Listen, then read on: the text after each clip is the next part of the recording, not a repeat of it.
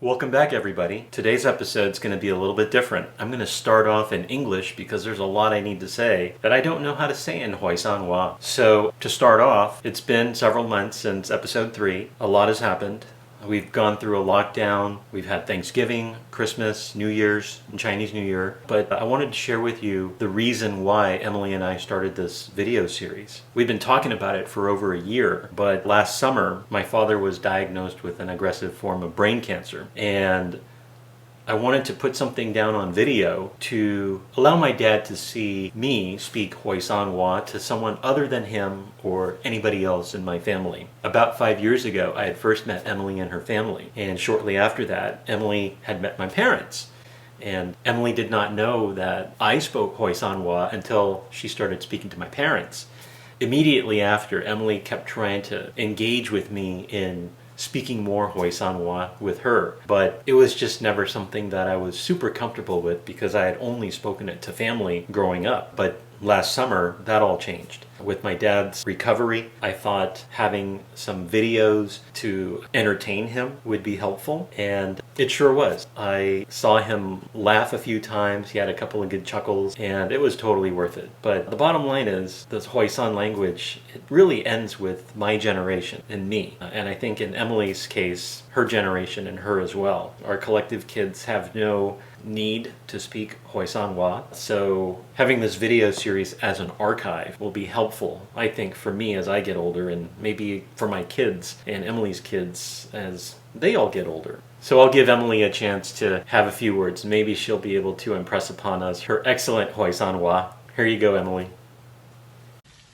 Hi, 我個好朋友 Ray 同我整群啲 video， 以免我對後日我係講Hoi San㗎。我呢揭對唔識講國語，唔識講廣東話，唔識講Hoi San，乜都唔識，但係識講英文。靠群啲 video 好好經驗以外，見到10幾年啦、20幾年啦、30幾年都可以嗨㗎。我一揾到講Hoi San朋友，好好玩㗎。我覺得係個差唔多個 secret language， 好少人，唔係話好少人，不過有啲人唔識聽。เขา即係我講話好 special， 揾到啲Hoi San朋友，我一揾到Hoi San朋友，我就中意講Hoi San話。我哋呢係我個 episode。Welcome back, everybody. It's been several months since episode 3. 我歡迎你返嚟海外，對海外個 show， 我哋呢啲時間。今日係I play嘅節目，我今日想同你講好愛呀，我上個開始係4個月，佢係過啦。4個月過。我要coronavirus lockdown。唔准見。唔准2個月，唔准見。I làm cái tiết mục係11月，我要4個月，我未講看看4個月，要聖誕節，要新年，要紅年新年。那諗面對係要放假 for vacation，然要返學。Go back to school， 不過佢是冇真係返學，向屋企向電腦返學。So 上個月係紅年新年，而小朋友一個好朋友，見到我有 Zoom。我個朋友叫做，我都唔記得佢個韓語名啦，叫做 Chris Chan。佢講過我佢個韓語名，但我唔記得係好難。我講佢話唔係好。我個朋友 Ray 我都唔記得佢個名 too， 同一樣。我個好朋友 Chris Chan 喺 New York 住，我14歲，我認識佢個朋友，我都就是成日去跳舞go clubbing New York City intercollegiate party， 好好玩啊！我朋友 Chris。不過我嗰時講三藩市，我有個機會，佢係響海山出世。Wow. 海山出嚟 ，this is straight out of Hoi San. And 佢哋響 Zoom 我介紹佢 Emily&Ray and 我有個節目in the high and 係講紅人新年，我愛過2年時 film 嗰個節目。我係指我三款傾嘅。我三款傾偈啱啦，好好笑。Okay, hello everybody. Welcome back to Finding Hoi San. We have Emily, also known as Yi Liupan, and we have a special guest from New York, Chris Chen. Say hello, Chris. Hey guys, and Chris, good morning from New York. Chris also has a Chinese name. Chin Song Gi. 貴貴好嘛？貴貴好，貴貴好，新年快樂，恭喜發財。恭喜發財。So 我今日我兩款 Emily 同埋我都嚟講紅人新年 Oh my God. So Chris 係喺海山出世，佢係7歲搬嚟去 New York。Yi Liupan 同埋我喺佢出世，但過嘅年我屋企同我嘅父母都紅人新年，我唔愛佢係一樣，同Chris 嘅 family 係一樣 or different。唔同 I think you're piercing Chris's ears 唔同我開山嘅新年咧係吃漢年飯，吃漢年飯即係嗰日自停吃漢年飯，咁吃完漢年飯咧，咁做好多咧吃齋冇項冇肉探啲老人家探外媽探外外母外父咁你去探劇咧，你要買要買橙要買項要買餅你冇嘢你幾好上去係咪先？佢叫你兜啦，係咪先？係咪？咁你要學嘅嘢要橙，多數係買3個橙餅項咁噔，恭喜發財，身體健康，係咪？啲細路都係屋事通明，大人咧係步步高升，係即係升級 ，OK？ 喂，你咧結咗款咧，你結咗款要依利是嘅喎 ，OK？我都開山你結咗款你冇利是開嘅咯，啱唔啱Emily？ 啱。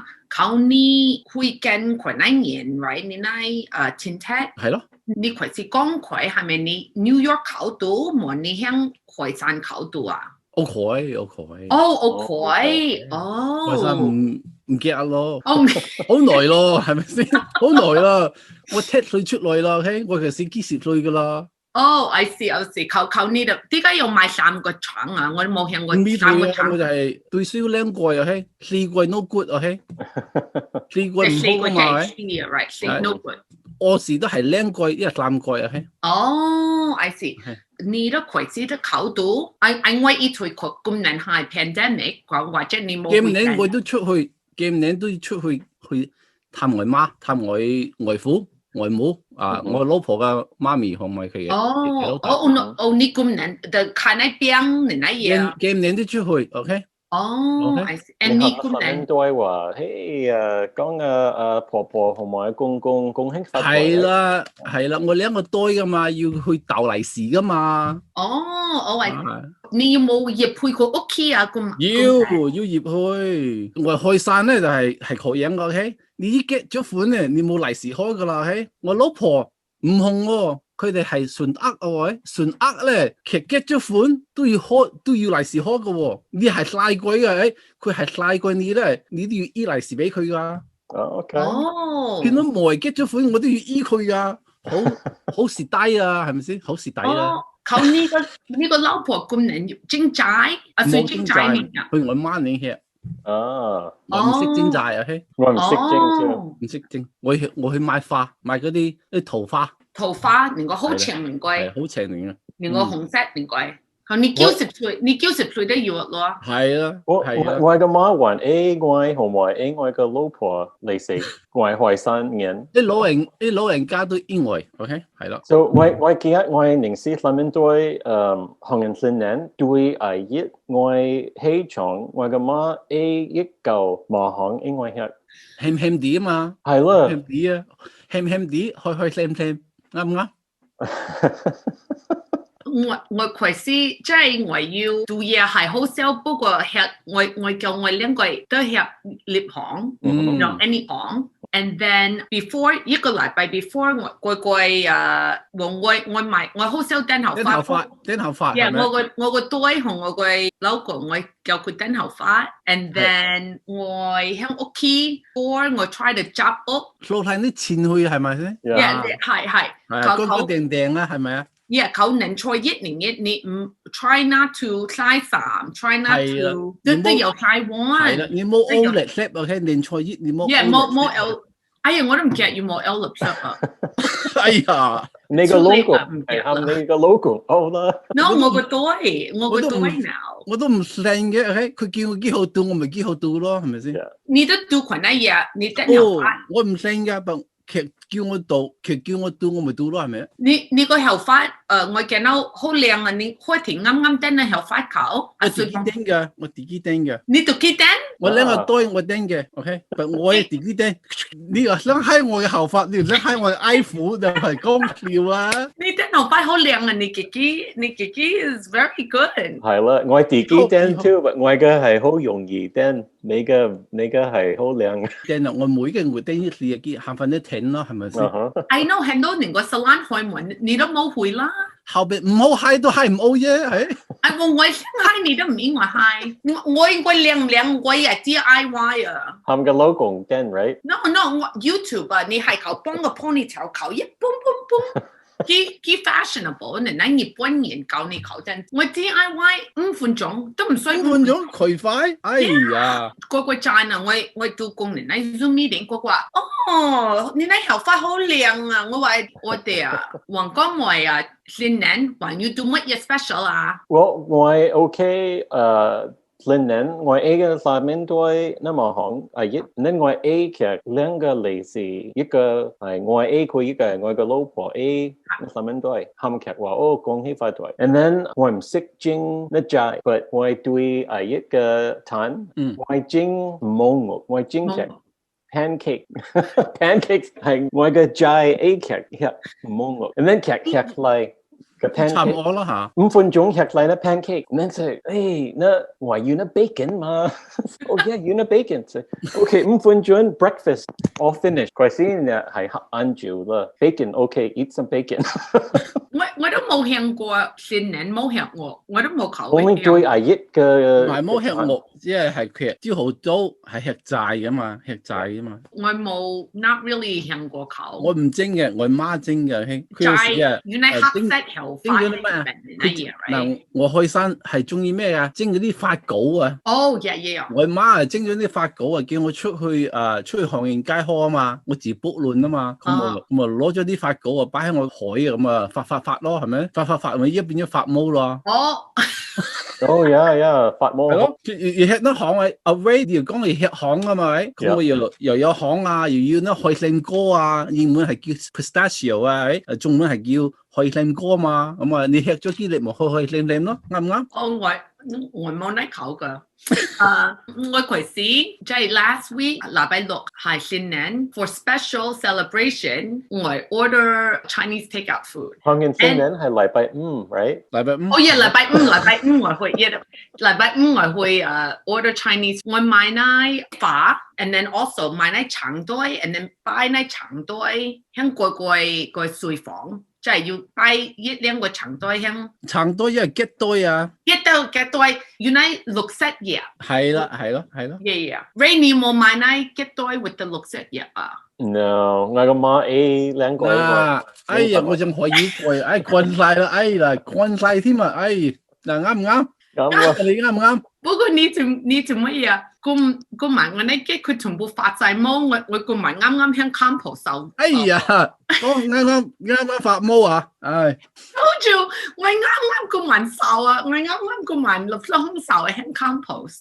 哎呀，你搖咗啊！哎呀，嗱，還要乜嘢？還要乜嘢 special 呢度啊？冇洗頭髮 ，right？冇洗。年初一冇晒星期冇拉校，學人新年上個晚黑，我拉後11M 9個字，下個月我禮拜五晚黑12M 1個字，我拉後發。啱好。點解你有晒頭髮啊？你都冇頭髮，我拉後，佢哋要嘟下噶嘛，要嘟下噶嘛。因為會廚房嗰連個 dishwashing soap 嚟。咁唔得啦，因為我廚房拉 one 拉後拉 one。隨便啦，我嘅媽講我唔好頂小夾我新年。我冇向過เขา我都 Chris 冇有冇向聽過過啊？，我都冇聽過，冇燈小鴿，我唔驚我禮拜五要冇燈小鴿。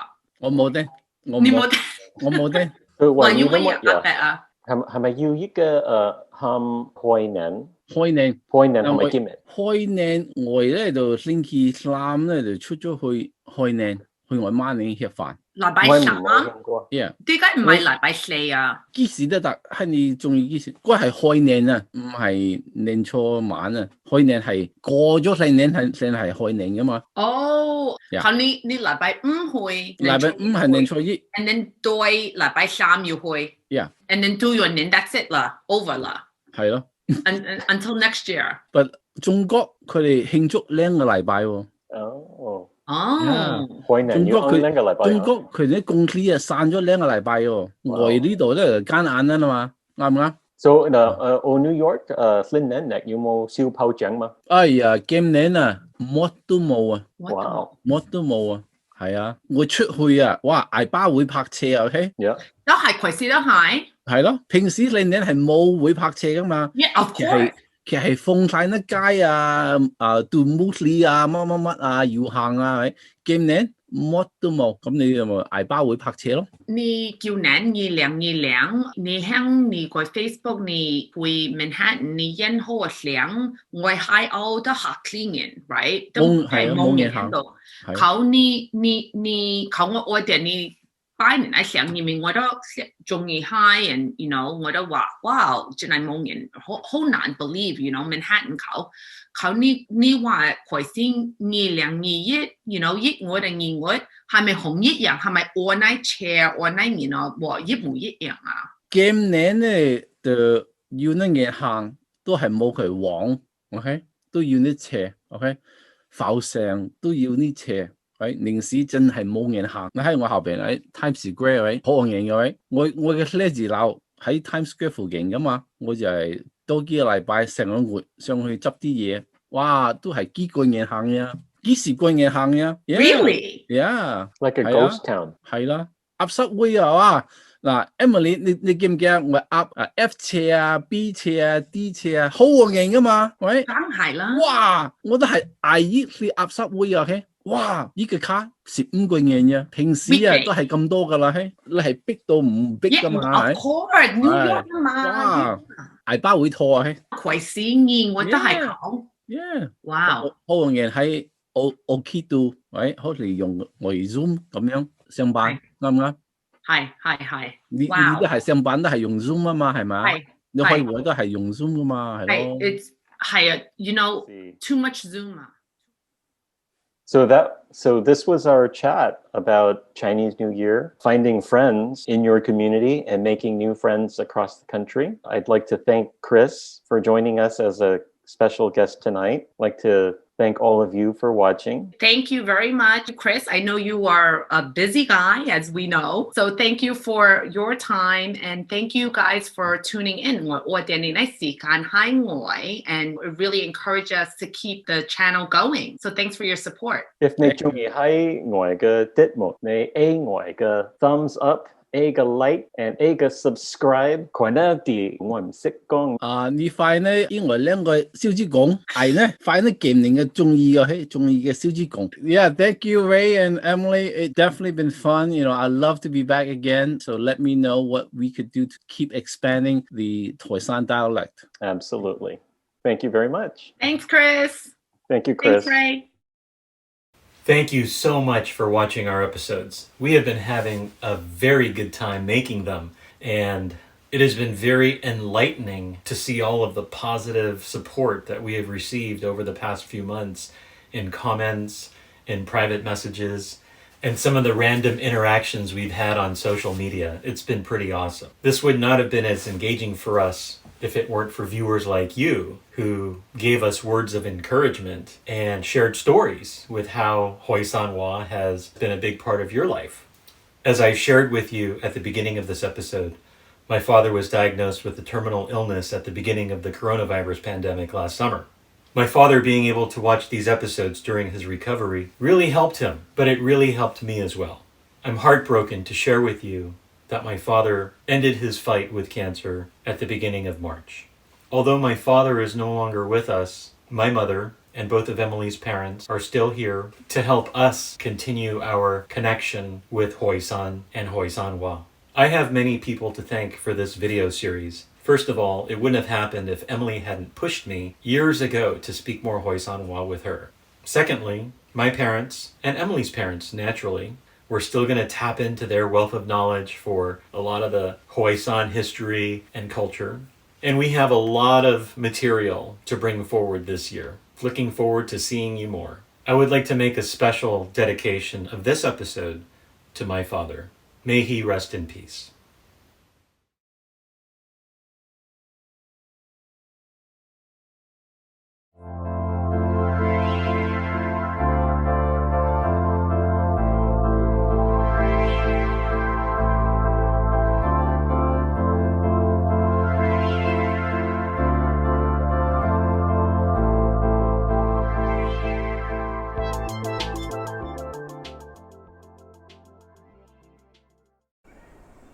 You know, in Chinese, I've never known how to say hello. Like whenever I walk into a relative's house, I always say hello, like Chinese accent. Yeah, there is no hello.